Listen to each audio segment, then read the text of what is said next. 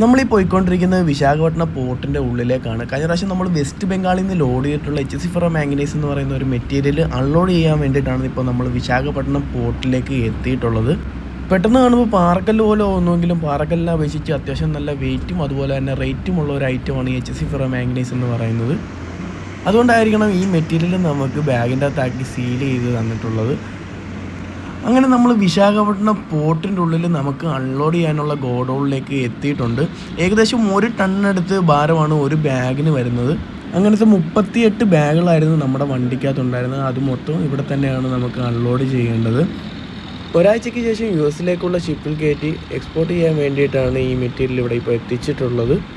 Steel നിർമ്മാണത്തിന് വേണ്ടിയിട്ടാണ് ഈ മെറ്റീരിയൽ ഉപയോഗിക്കുന്നതെന്നാണ് ഞാൻ ഇവിടെ ചോദിച്ചപ്പോൾ എനിക്ക് അറിയാൻ കഴിഞ്ഞത്.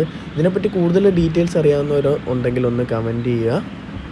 കാണുമ്പോൾ നിസ്സാരമായിട്ട് തോന്നുമെങ്കിലും ഈ അൺലോഡിംഗ് എന്ന് പറയുന്നത് അത്യാവശ്യം നല്ല ഡേഞ്ചർ ആയിട്ടുള്ള ഒരു വർക്ക് കൂടിയാണ്. അതുകൊണ്ട് തന്നെ സേഫ്റ്റി ഷൂസും ഗ്ലൗസും ഒക്കെ ഉപയോഗിച്ചിട്ടാണ് ഇവിടുത്തെ വർക്കേഴ്സ് ഇവിടെ അൺലോഡ് ചെയ്യാനായിട്ട് നിൽക്കുന്നത്. ഗോഡൗണിലെത്തിച്ച് ബാഗ് റിമൂവ് ചെയ്ത് ക്വാളിറ്റി ചെക്കപ്പും കാര്യങ്ങളൊക്കെ കഴിഞ്ഞതിന് ശേഷം മാത്രമാണ് ഷിപ്പിലേക്ക് ലോഡ് ചെയ്യാനായിട്ടുള്ള പെർമിഷൻ കൊടുക്കൂ.